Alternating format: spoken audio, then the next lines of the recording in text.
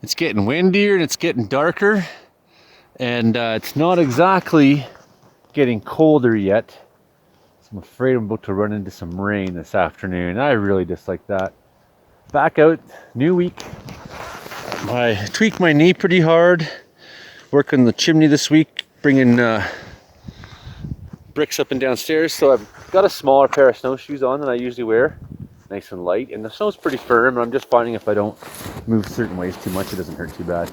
In fact, in my age, sometimes sitting still makes things worse. You almost have to loosen it up and keep using it. You don't wear out, you rust out. I could sure do without rain, but it's January. It's not supposed to be raining.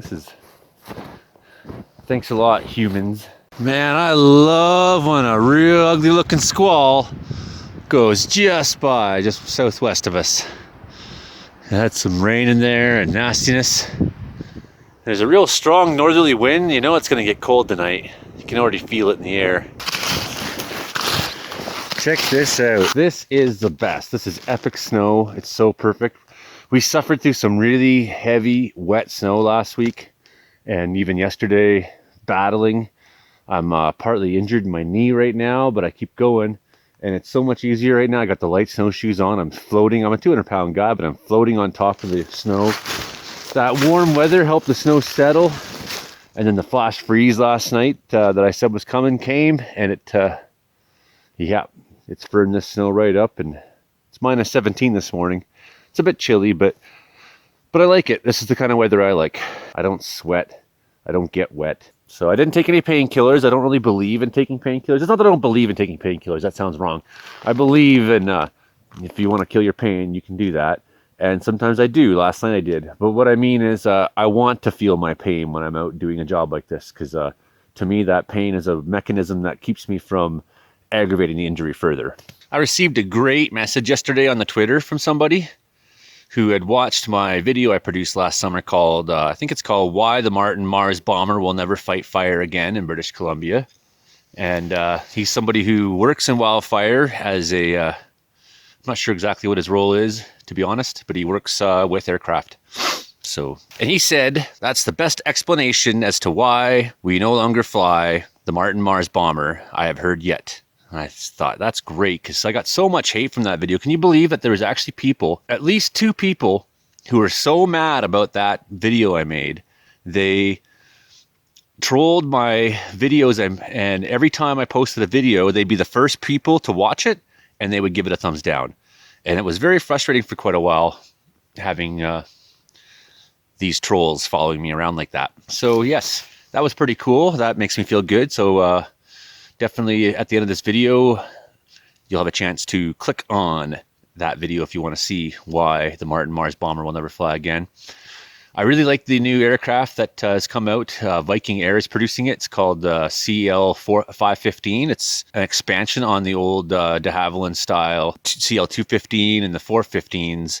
The Canadair 415s, amazing aircraft. They're not just good for aerial firefighting, but they're also good for search and rescue missions. They can be refitted for any particular mission that's necessarily required. And I would love to have seen the Royal Canadian Air Force grab those instead of those CC-295 Kingfishers that they're now flying to replace the Buffaloes with.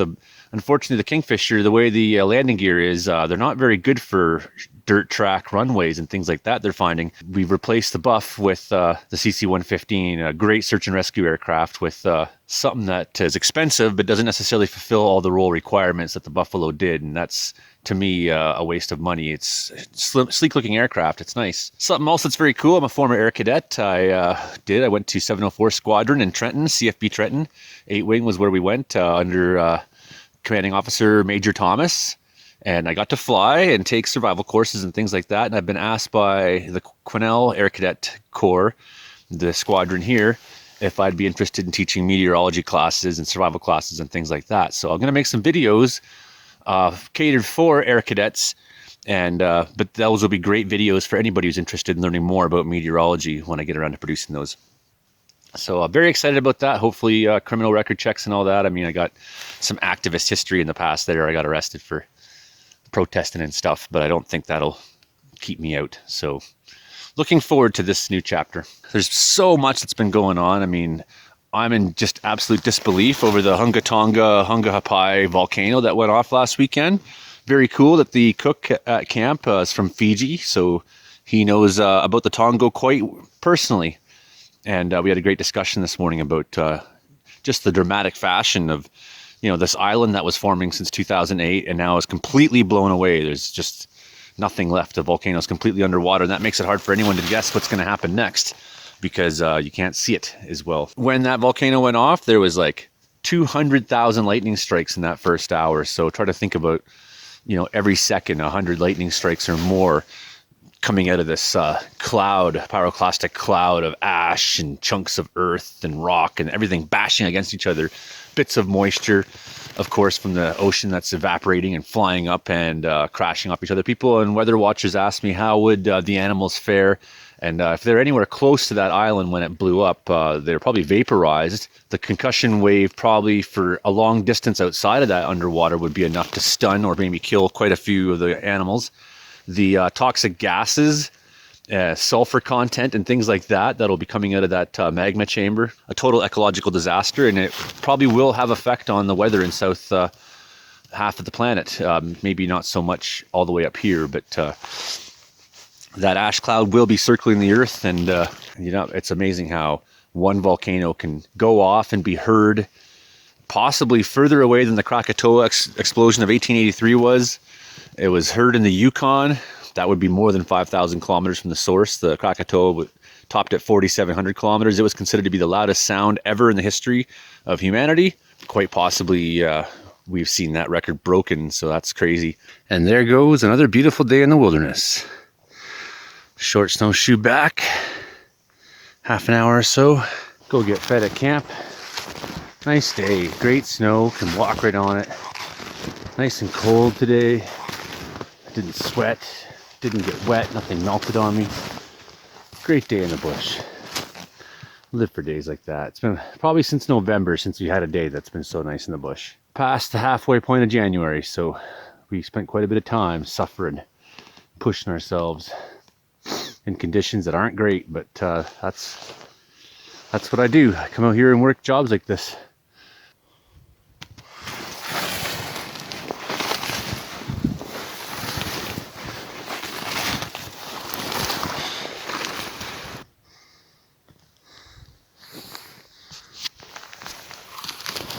Day 3 this week, plugging away with a sore knee as best I can and enjoying the small beautiful spots I run into. Oh, the snow's deep here. There, nice up on top.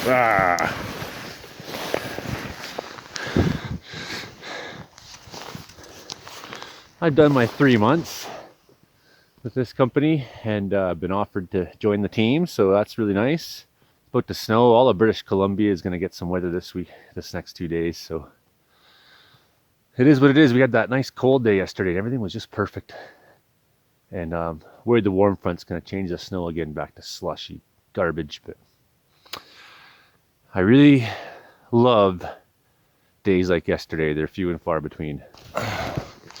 Yes. Floating. Ideal.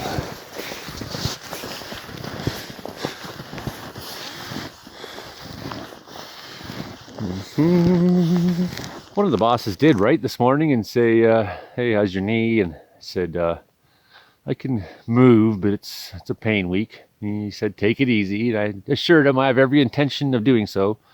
And that must be why I've now got the steepest line in the whole friggin' country. Boy, that's a slog up. I gotta be on this hill section all day. The way she goes, at least the snow is pretty good. So hey, steep is what I do. I've climbed over 100 mountains. Pretend like I don't have experience in the steep. I'm a cat, what can I say?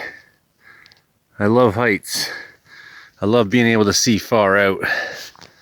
Most people would find hiking like that hard without a sore knee, but not me. I just take one step at a time and make my way there.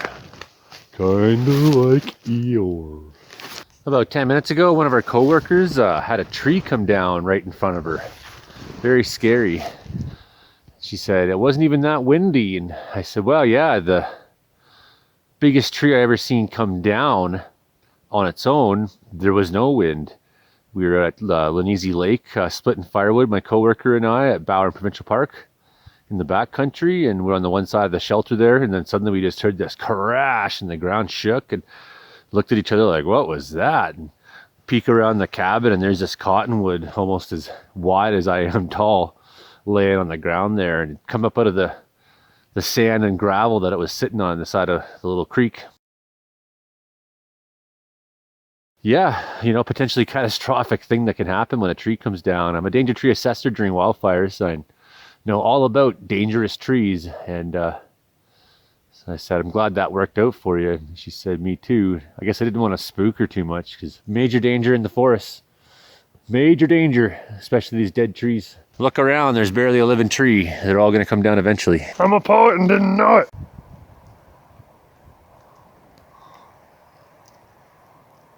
I spend my days wandering in the snow in the wilderness alone, thinking about how much I still love her. Even though I know she's never coming back. I worry I'll never be able to love again. All on my lonesome. Joey only. Steep.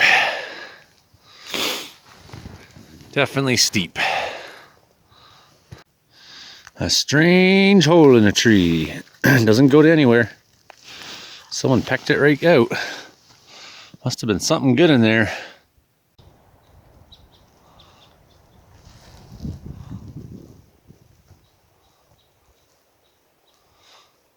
And it's harsh out. I've come to the end of my work today. I got maybe over a kilometer to walk back to the truck. Get off this throbbing knee. Out of this wicked weather.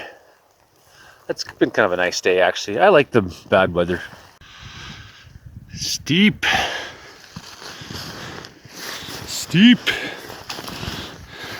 This is my life out here. It's pretty lonely at times, but talking to the camera and having weather watchers and a YouTube channel that I'm building, it's at least something I can keep working on every day, no matter where I am or what I'm doing. So thanks for coming along to this channel, and I really hope you hit subscribe if you haven't already, and share the videos if you can. And sometimes they're weather videos, sometimes they're specific things, and sometimes it's just me walking around talking a little bit about things that are on my mind.